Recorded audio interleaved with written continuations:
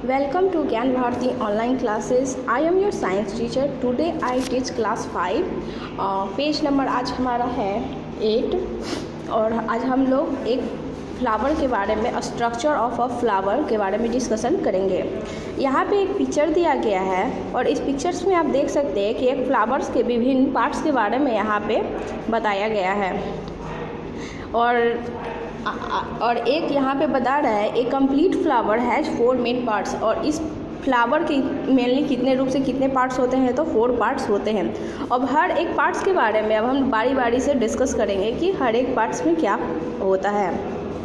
और ये एक इसका डिस्कशन हम लोग स्ट्रक्चर ऑफ फ्लावर का डिस्कशन इसलिए कर रहे हैं क्योंकि हमको रिप्रोडक्शन ऑफ फ्लावर में प्लांट्स में फ्लावर्स का जो होता है पार्ट वो सबसे ज़्यादा इम्पॉर्टेंट होता है। इसलिए यहाँ पे हम लोग देखेंगे structures of flowers as a picture. आप यहाँ से विभिन्न चीज़ों के नाम को आप देख सकते हैं कि एक ओवरी है, एक स्टाइल है, स्टिग्मा है, कार्पेल है, एस्टमेन है, एंथर है, सीपल्स है, पीटल्स है। ये सब क्या है? ये सब फ्लावर्स ऑफ पार्ट्स है।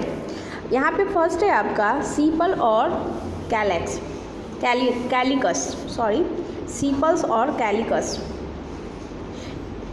These are green leaf like a structure present at the base of a flower. They protect the flower then when it is a bud. एक अपूर्ण पुष्प के 4 भाग होते हैं। पहला है बाह्य दल बोलेंगे, सीपल्स मतलब बाह्य दल या कैलिकस। यह हरे पत्ते की जीवन संरचना होती है जो एक फूल के आधार पर पाई जाती है। ये हरा एक स्ट्रक्चर देख रहे हैं जिस पे क्या है, एक फूल पूरा ठहरा हुआ। अगर ये कमज़ोर होता है तो आप देखेंगे किसी भी प्लांट्स में फ्लावर्स नहीं रुक पाएगा। ये कमज़ोर होने पर ऑटोमेटिक ये फूल क्या हो जाएगा, हवा से, पानी से, तूफान से तुरंत नीचे गिर जाएगा। नेक्स्ट है बी, इसीलिए हम लोग को इसको बाह्य दल या कैलिकस कहते हैं।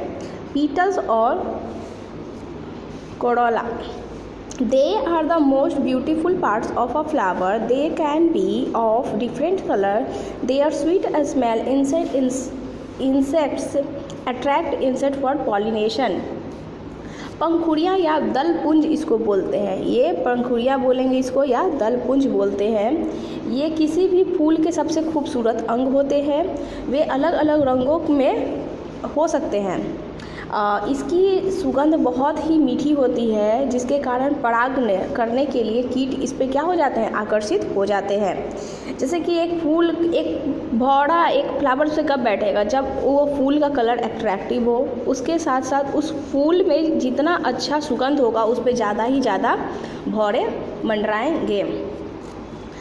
नेक्स्ट है एस्टेमन और एंड्रोसिम। ये है थर्ड पार्ट। इसमें देखते हैं it is the male reproductive part of a flower. It has a long filament and a solid head at the top called anther. Anther contains pollen grains. इसको बोलते हैं पुंकेसर या ऑन्ड्रिशिम। यह एक फूल का पुरुष प्रजनन हिस्सा है, जैसे कि बोले ना मेल रिप्रोडक्टिव पार्ट है। इसमें एक लंबी रेशा होती है, जैसे कि आप यहाँ पे देख सकते हैं लंबी लंबी रेशा होता है। उड़हुल का फ्लावर सबसे अच्छा एग्जाम्पल यहाँ पे स्ट्रक्चर को समझने में आएगा आपका।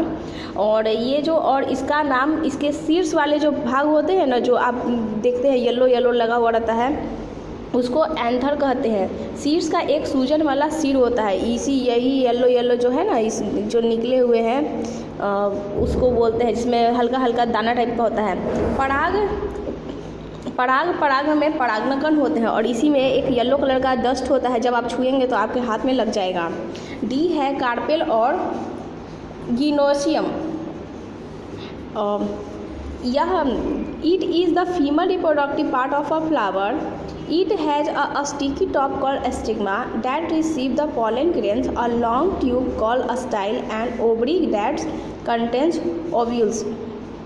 यहाँ पे है, यह एक फूल का मादा प्रजनन हिस्सा है। मेल रिप्रोडक्टिव पार्ट यानी कि स्टेमेन हो गया या एंड्रोसियम हो गया, और यहाँ पे गाइनोसियम और कार्पेल क्या है, एक फीमेल रिप्रोडक्टिव पार्ट्स है। और यह एक फूल का मादा प्रजनन हिस्सा होता है। इसमें एक बड़ी छड़ वाली सीड्स कलंक होती है। जैसे कि यहाँ पे आप देख रहे हैं, जो सबसे मेन और सबसे बड़ी होती है वो क्या हो जाती है, female reproductive parts of flower होती है। ये जो सबसे लंबा वाला है, और इसमें एक छड़ी के सिर पर एक कलंक होता है जिसमें परागण कणों की एक ट्यूब होती है। अब यही पराग इस परागण पे आके भौरा यहाँ से सटा फिर यहाँ पे बैठेगा, तो वो क्या हो जाएगा, धीरे धीरे ये जो इसके परागण है दोनों मिल के बाद ओवरी में चले जाएंगे और वहाँ पे ओव्यूलेशन होता है। वहाँ पे मतलब कि फिर प्रजनन की प्रक्रिया फिर से शुरू होती है, यानी कि दोनों मिल जाएंगे। आगे है आपका पॉलिनेशन। पॉलिनेशन का मतलब क्या होता है, पॉलिनेशन का मतलब होता है परागण। The process of transforming pollen grains from the anther to a stigma is called pollination. There are two types of pollination. परागण कणों को परागकण से स्थानांतरित करने के लिए, मतलब एक परागण से दूसरे परागण पर जाने के लिए जो प्रक्रिया होती है उसी को हम लोग पॉलिनेशन कहते हैं। और यह मेन दो टाइप्स के होते हैं, और ये पॉलिनेशन दो टाइप्स होते हैं। पहला होता है सेल्फ पॉलिनेशन, मतलब कि स्वयं परागण। The process in which transfer of pollen grains from the another to a stigma of a same flower takes place is called self pollination. जैसे कि जिस प्रक्रिया में परागण कण जो होते हैं एक ही फूल से कलंक स्थानांतरित किया जाता है, वो स्वपरागण कहलाता है। जैसे कि ये दोनों फ्लावर सेम है और ये दोनों आपस में ही हवा के द्वारा या किसी भी कारण से अपने आप में क्या किए, क्या करें, स्टिग्मा पॉलन ग्रेन्स जो होते हैं उसको अपने आप में एक्सचेंज कर लिए, तो ये हो गया सेल्फ परागण कहेगा या सेल्फ पॉलिनेशन कहेंगे इसको। दूसरा होता है क्रॉस पॉलिनेशन। क्रॉस पॉलिनेशन मतलब होता है प्रति परागण, मतलब कि किसी रीजन के द्वारा जो पॉलिनेशन हुआ उसको हम लोग बोलेंगे। The process in beach transfer of pollen grains from the anther of another flower to a stigma to another flower of the same plant or a different plant take place called cross pollination। प्रति परागण में क्या होता है, यह एक प्रक्रिया है जिसमें परागण कणों को टी से नीचे वाले परागण कणों के पौधे दूसरे फूल या किसी अन्य पौधे द्वारा मतलब कि इसमें सेम प्लांट्स के द्वारा हो सकता है, लेकिन क्रॉस पॉलिनेशन में आप अलग अलग पौधों के जो परागण होते हैं अलग अलग फूलों पे बैठे। जैसे कि एक जो भौरा है, आप समझिए यहाँ पे एक भौरा है, वो ज़रूरी नहीं है कि एक प्लांट पे बैठ रहा है तो ज़रूरी नहीं कि उसी प्लांट से पे वो दूसरे फ्लावर पे बैठेगा। हो सकता है वो तीसरे पर से आ रहा हो घूम के और वो यहाँ पे बैठ गया, और इसके कारण जो पॉलन होगा, पॉलन ग्रेन्स होगा, ये क्या कहलाएगा, क्रॉस पॉलिनेशन कहलाएगा। नेक्स्ट है आपका, आगे हम लोग देखते हैं क्या पढ़ना है। एजेंट ऑफ पॉलिनेशन के क्या क्या सब फैक्टर होते हैं। जैसे कि पॉलिनेशन होगा प्लांट्स में तो किस किस कारण से होगा उसके बारे में अब हम लोग यहाँ पे डिस्कस करते हैं। Wind, insects, water, animal, etc. are the most common agents of pollination. हवा, कीड़े, पानी, जानवर आदि सबसे ज़्यादा क्या होते हैं, पॉलिनेशन के कारण हैं। Wind and water in aquatic plants move the pollen grains which land on pistil of the flower। और ये जो होते हैं यह हवा, पानी, जलीय पौधों में पराग अनाज जो कि पिस्टल पर भूमि में लाए गए पुष्प के द्वारा होते हैं। आगे है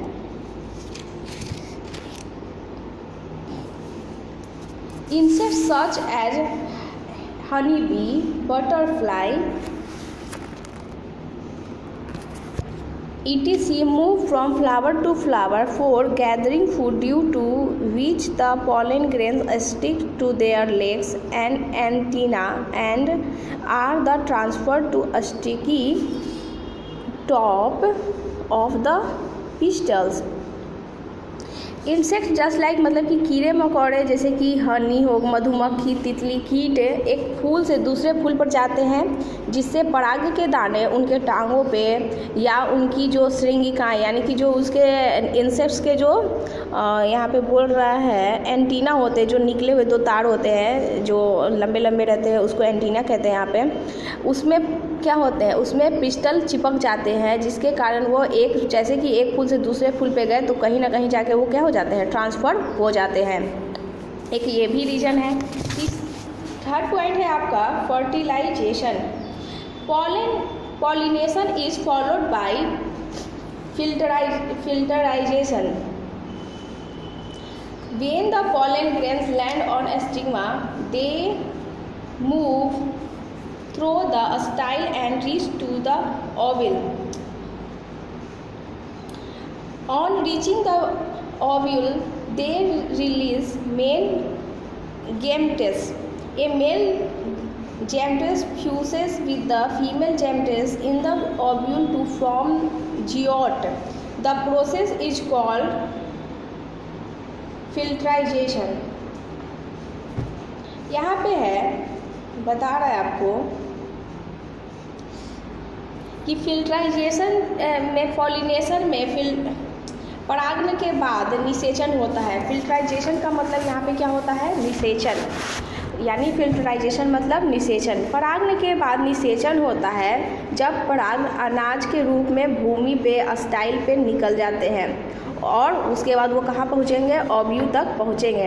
अंडा तक पहुँचने के लिए उनको क्या किया जाता है, छोड़ दिया जाता है।